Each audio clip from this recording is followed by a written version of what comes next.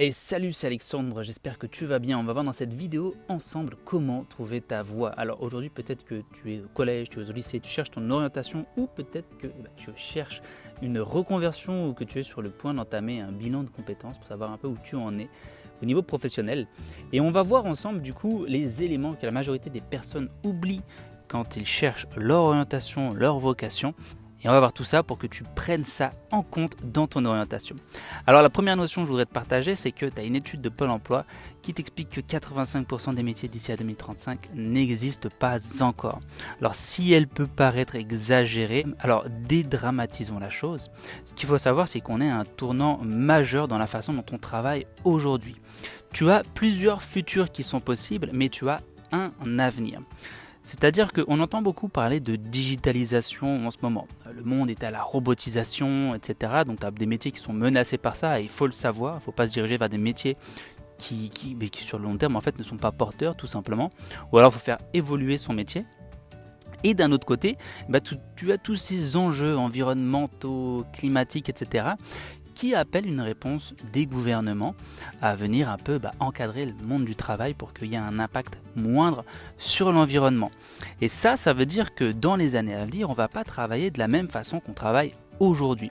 Et quand tu explores un peu la chose, je te mets une vidéo en bio qui résume tous ces enjeux justement.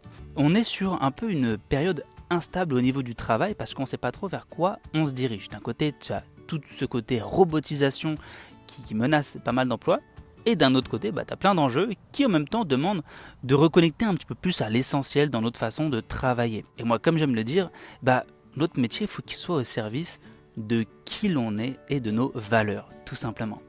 Mais qu'est-ce que ça nous dit tout ça sur notre orientation ? Si aujourd'hui tu cherches ta voie, il faut bien avoir en tête que si tu es jeune, il est très probable que tu fasses plusieurs métiers avant de trouver le bon. Peut-être que même tu vas rentrer en formation et tu vas te rendre compte que cette formation au final, elle n'est pas pour toi.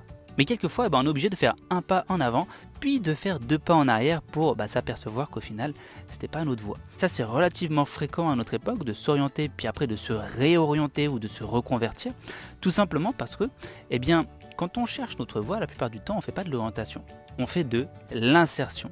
C'est-à-dire qu'on nous demande qu'est-ce que tu veux faire de ta vie, mais pour être économiquement productif, en fait, pour gagner ta vie. Alors que il faut déjà s'explorer soi-même pour savoir qui on est. Tu ne peux pas trouver ta voie si tu ne sais pas qui tu es. Donc, trouver sa voie, c'est avant tout trouver qui on est, qu'est-ce qui nous anime, quelle est plus ou moins la mission de vie, entre guillemets, qu'on veut servir, ou quel est le sens qu'on veut donner à son avenir. Parce que même si sur une semaine, on a 162 heures et qu'on n'en passe que 35 au travail, peut-être une dizaine, une quinzaine dans les transports, c'est quand même une grosse partie de notre vie. Et il faut que ce travail, du coup, il ressemble à la personne que l'on veut devenir.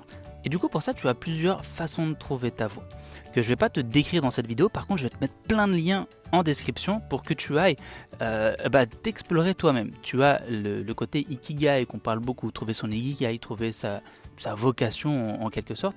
Mais moi, ce qui m'intéresse vraiment, c'est de t'expliquer qui tu es.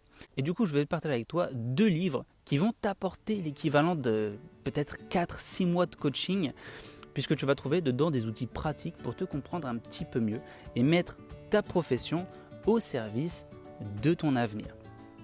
Tu as l'orientation intrapersonnelle, qui est la méthode que je présente sur cette chaîne, où dedans tu vas avoir 4 outils pour te comprendre toi, et tu as les 5 actes de la vie. Et dans ce livre pratique, les 5 actes de la vie, tu as un processus direct pour trouver ta mission de vie, qui t'explique du coup 5 grands actes à traverser pour justement comprendre quelle est ta mission de vie, quel est le sens au final que tu veux voir émerger dans ta vie, quelles sont les valeurs que tu veux servir.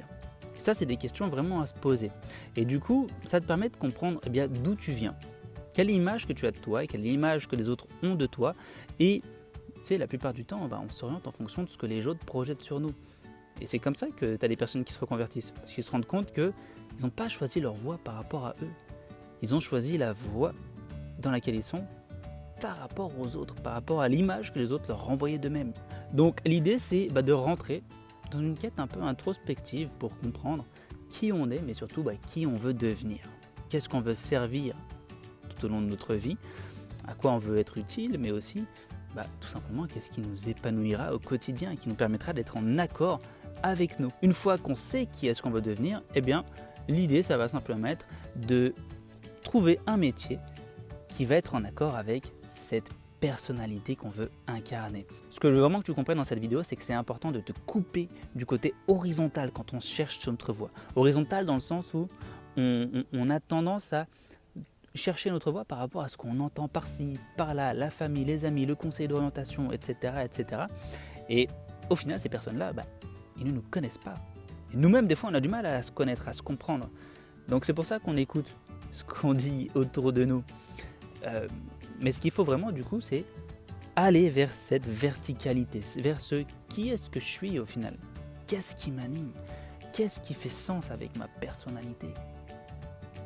Ça, c'est des questions essentielles pour trouver sa voie. Donc, je te mets plusieurs liens dans la bio vers les bouquins et en même temps vers ce côté Ikigai pour que tu puisses te questionner. Je te mets également un test de personnalité pour comprendre quel est ton héros intérieur et t'orienter en fonction de ça. Et n'hésite pas à me dire en commentaire sur quelques questions si je peux te donner quelques éléments de réponse à mon échelle pour que tu t'orientes en conscience de toi. Voilà, je te souhaite une bonne journée et je te dis à bientôt.